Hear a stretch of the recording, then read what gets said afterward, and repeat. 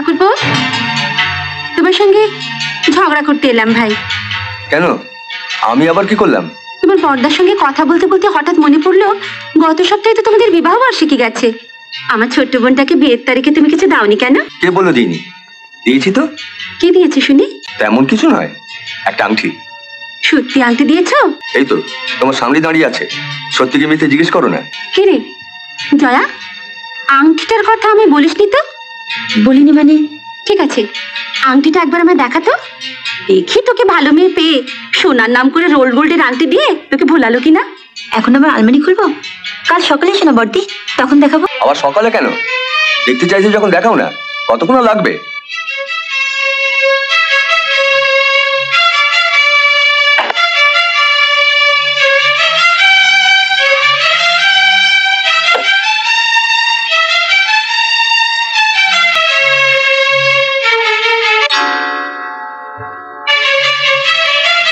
আংটিটা সুন্দর না? দেখা তো ঠাকুরপো, তুমি এই আংটিটাই দিয়েছো কিনা?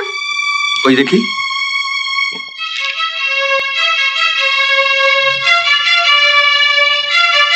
হ্যাঁ, এটাই তো দিয়েছিলাম। একটু ভালো করে দেখো না। না না, দেখার কি আছে, এটাই দিয়েছিলাম। হ্যাঁ বড়দি, ও আমাকে এই আংটিটাই দিয়েছিল, আর আমিও এটা ঠাকুরপোকে দিয়েছিলাম ওর বন্ধু ভাস্করের বউকে দেওয়ার জন্য।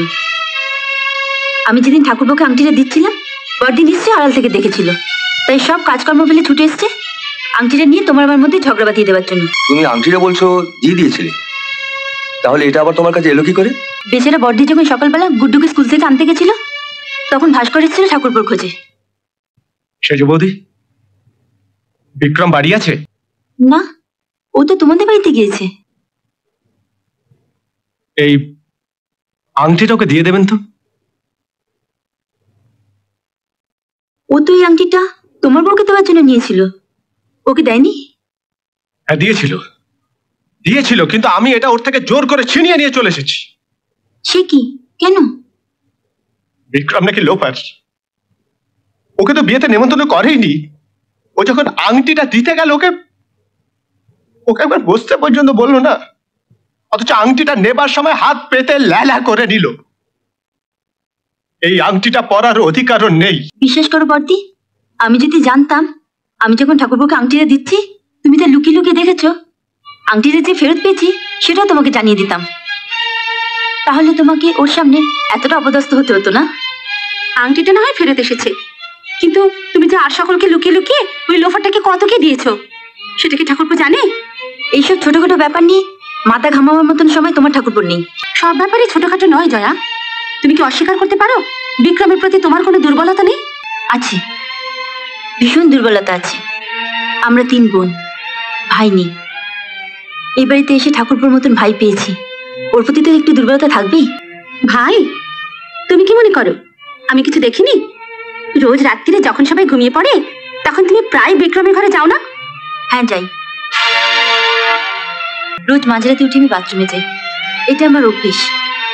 বাথরুমে যেতে গিয়ে যদি কোনো সময় দেখি ওর গায়ে চাদর সরে গেছে, দিদি হিসেবে আমার যে কর্তব্য তাই করি, ভাইয়ের গায়ে চাদর দিয়ে দিই। শুনলে ঠাকুরপো, শুনলে তোমার বউয়ের কথা? রাত্রি বিক্রমের ঘরে যখন আমাকে যেতে দেখেছো তখন নিশ্চয়ই এটাও দেখে থাকবে রোজ আমি দোতলায় উঠে দেখে আসি বাবা ঘুমিয়েছে কিনা। এবার তো তুমি এটাও বলতে শুরু করবে বিক্রমের মতন আমি বাবার সঙ্গে প্রেম চালাচ্ছি। 2 মাস আগে টিউমার অপারেশন করানোর জন্য তুমি যখন হসপিটালে ভর্তি হয়েছিলে, আমি গুড্ডুকে দুধ খাওয়াবার জন্য রোজ রাতে তোমার ঘরে গিয়েছিলাম। বর্দা তো ঘরেই আছে, জিজ্ঞাসা করে এসো কদিন আমি বর্দার সঙ্গে প্রেম করেছি। কাল বাড়িয়ে কেন একটা পর একটা থাপড় খাচ্ছ বড় বৌদি? যাও ঘরে যাও। বৌজা বললো সব বিশ্বাস করলে? বাবা তোমাকে প্রতি মাসে 2000 টাকা করে দিত, আর তুমি সবাইকে বলতে যে বাবা তোমাকে 1500 টাকা করে দেয়। এরপরেও তুমি আশা করো যে এই বাড়ির কেউ তোমাকে বিশ্বাস করবে?